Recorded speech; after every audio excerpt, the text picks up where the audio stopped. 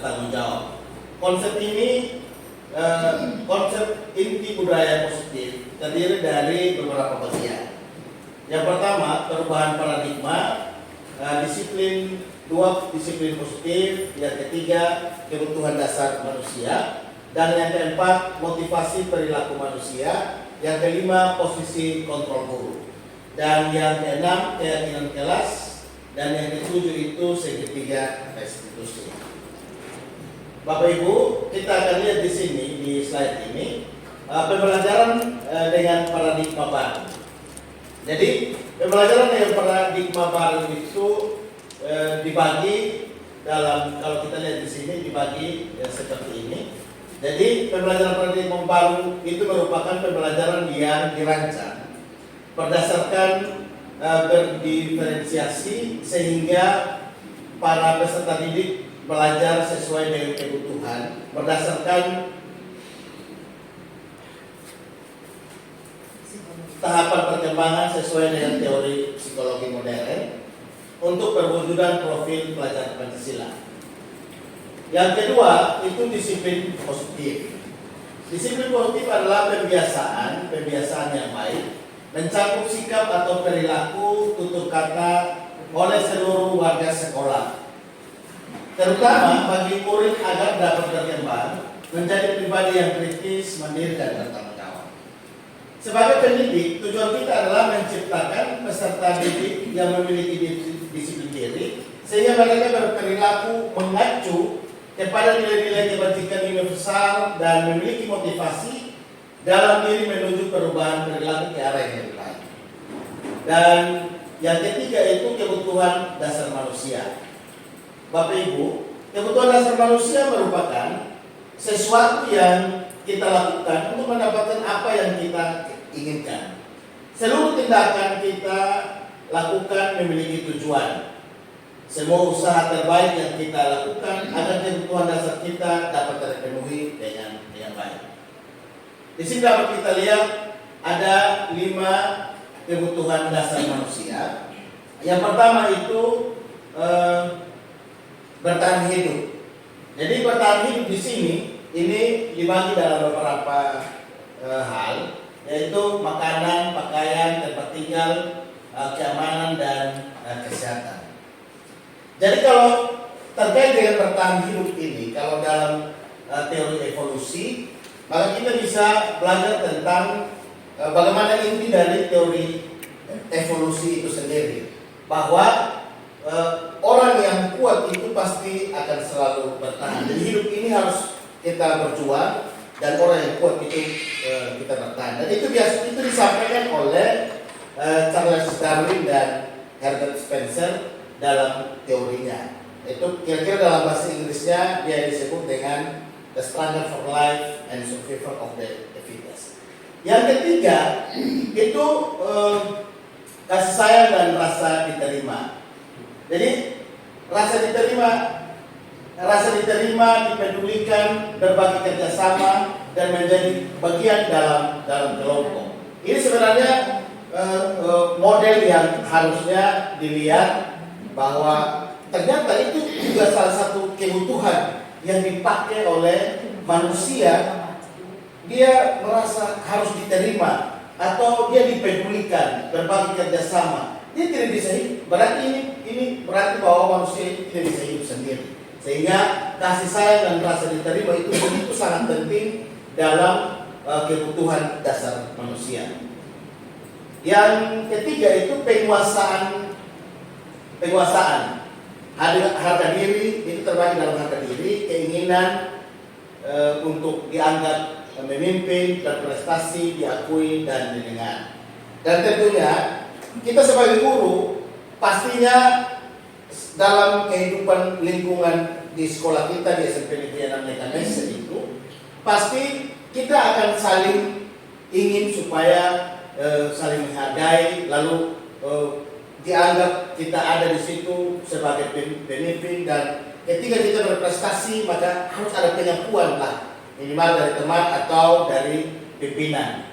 Lalu kita mau juga didengar. Dan sampai kita juga tidak saling mendengar, itu juga jadi problem dalam lingkungan kita di sekolah ini. Kemudian kebebasan. Kebebasan itu berarti ada mandiri, memiliki pilihan, mencoba hal baru, dan mampu mengendalikan arah dirinya.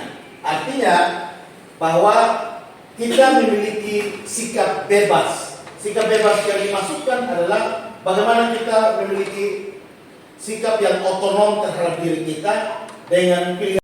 Karena siswanya marah sehingga melampiaskan hal-hal demikian kepada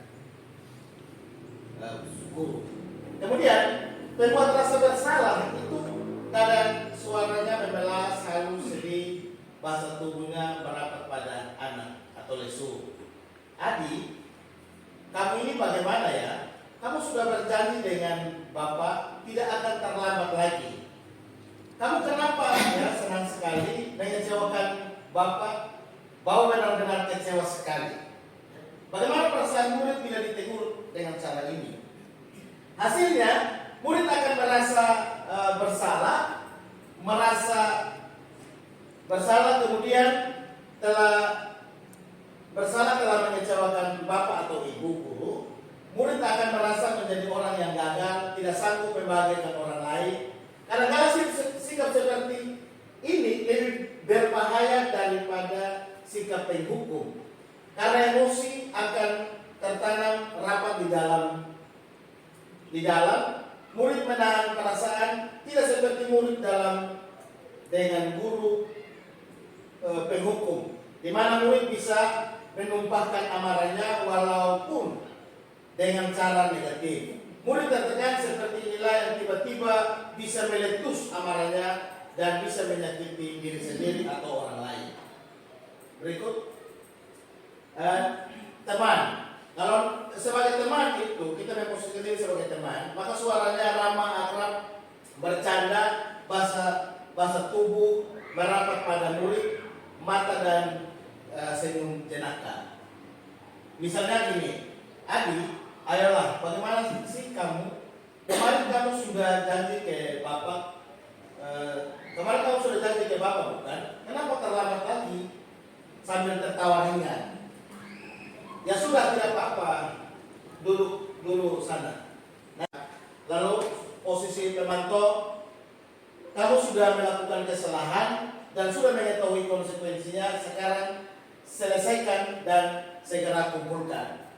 Lalu contoh penerapan sebagai manajer, apakah kamu tahu kesalahanmu? Keyakinan sekolah apa yang kamu langgar dan apa yang akan kamu lakukan untuk menyelesaikannya? Nah, di sini kita akan belajar dan tentunya kalau pada posisi kontrol apakah aku menjadi pertanyaan, saya kecewa sekali dengan kamu. Nah, ini kita bisa lihat kalau kita mengeluarkan statement seperti ini, maka posisi kita ada di posisi mana? Itu bisa kita lihat jawabannya. Kalau dikasihkan jawabannya adalah posisi pembuat merasa bersalah. Jadi misalnya kalau kita seolah-olah merasa mengeluarkan statement saya kecewa dengan kamu, berarti itu kita sebenarnya sementara merancang siswa untuk siswa itu merasa bersalah di depan. Akhirnya mereka juga merasa kecil terhadap diri mereka sendiri. Mungkin kita lihat posisi kontrol. Nah, misalnya kita mengeluarkan statement seperti ini, kamu tidak pernah benar melakukannya sekarang keliling lapangan 3 kali. Mungkin Bapak Ibu bisa membantu menjawab. Kira-kira kalau misalnya kita pernah mengucapkan pernyataan ini, berarti kita pada posisi guru, pada posisi yang mana? Penghukum. Ya, coba kita lihat. Ya, ini kita pada posisi penghukum. Kita lebih pada posisi itu. Dan kalau pada posisi itu berarti statement itu kita sudah harus tahu. Jadi setiap statement yang kita sampaikan, kita harus bisa membedakan. Oh, ini berarti saya sudah bertindak sebagai seorang guru yang memberikan hukuman kepada siswa. Kemudian yang ketiga, ini saya kasih 3 poin saja terkait dengan posisi kontrol supaya kita bisa dapat memilah. Lalu ini, kira-kira bagaimana kamu akan memperbaiki masalah ini.